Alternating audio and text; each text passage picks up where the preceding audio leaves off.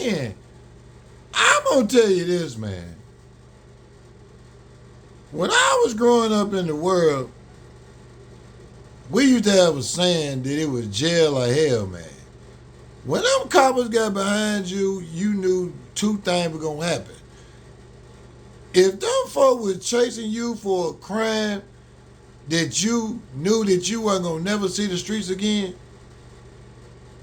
you chose jail or hell real quick in your mind, man. And I know plenty of motherfuckers that started off in a high-speed chase and ran the car into everything they could, and then when them folk couldn't run no more, they got out the car and it was time for them folk to play shoot 'em up bang bang with the coppers, man. Because motherfuckers that ever been to prison know one thing for sure and two things for certain. If you got a life sentence in prison, man, you gonna die in prison, man. I sit back and watch motherfuckers literally grow up in prison from their teenage years to they 60, 70 years old, man. And them motherfuckers didn't have number of prison stories after prison stories after prison stories. I don't understand how motherfuckers think that if you run around in these streets and you commit the wrong motherfucking crime that carries the most motherfucking time, then them folk gonna be telling prison stories about you instead of you telling stories to your grandkids, man. I watch some of the toughest motherfuckers in the world come to prison and be suckers, man. I watch some of the hardest motherfuckers come to the penitentiary and lose their motherfucking mind, man. Motherfuckers don't ever sit back and realize that everybody ain't built for the penitentiary. The world got to be full of a lot of different people for the world to function. You got to have doctors, lawyers, and, police and firemen. You got to have people, criminals, judges, lawyers. You got to have them type of things in the world for the world to function, because without one, the world wouldn't be nothing, man. Without no criminals, it wouldn't be no judges. Without no criminals, it wouldn't be no police. So it's a cycle that can't be stopped no matter who you are or what color you are, man. But I be trying to motivate people to try to teach their kids that if you teach your kids their whole life that it's a better way in life than robbing, stealing, and killing and breaking in folk cars, sometimes you might have to wait a little bit longer to get what you want. But trust and believe, if you work for that motherfucker, grind for that motherfucker, then it's a better feeling, man. Because I don't watch motherfucking robbers that rob motherfuckers for 10, 15 years end up in that graveyard, man. I watch motherfuckers that used to rob back in the day became rich in the future, and they past came back and got their ass put in a bag, man. People sit back and forget that no matter what, back in the day, motherfuckers used to say one-hit wonders. One-hit wonders was motherfuckers that put out a song that might have fell into like a trend of the summer or the trend of the winter or some shit like that.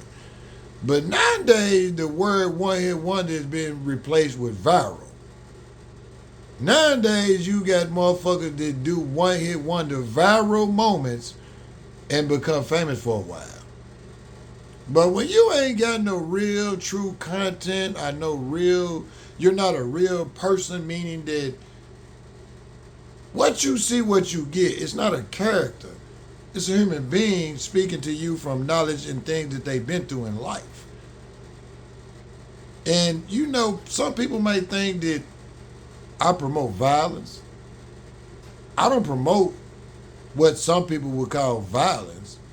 Because to me, violence is when a motherfucker running around robbing, stealing, taking shit from people that don't belong to them.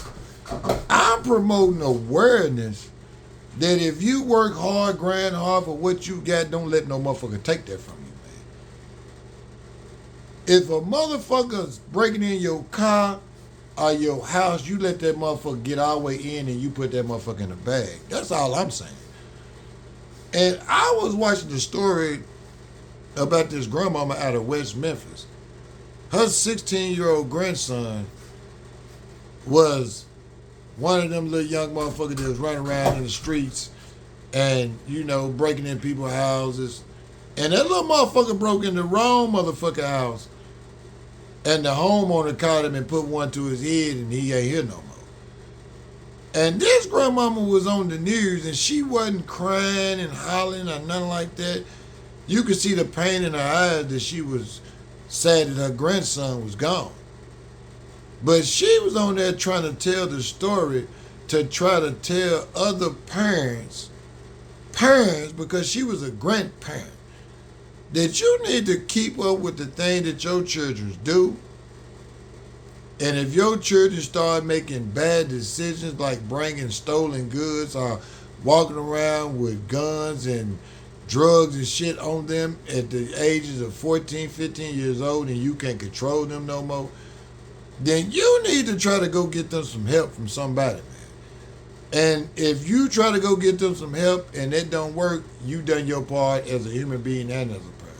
You can't blame yourself for what your child do after you teach them everything that they supposed to do. But when you out here doing things in front of your children, like females fucking with all these random ass dudes, that puts that thought in your daughter's mind that that's what a female supposed to do, be promiscuous, fuck with all type of men, have kids with all type of people. When they see their mama sit on the couch when they get up and go to school, and you telling them to go out there and have a good day and learn this, and they come back and you still sitting in the same seat, ain't went nowhere. They living in the bricks. They saying nothing but nothing ass people every day, do nothing but nothing ass things. They in their house and they don't have to watch TV to know what's going on in the world because they can open their front door and see the gang members, the shootings. That's why I don't understand why people don't do more.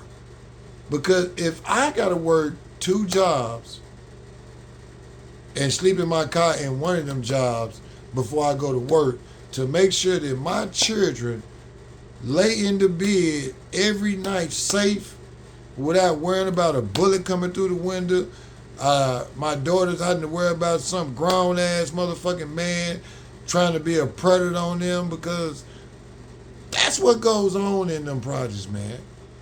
It's a lot of the men, and these women know it because they was the first round of victims, man. I remember when I was a child, I seen the dope boys that was 30, 40 years old coming to pick the little girls up from schools and shit, man.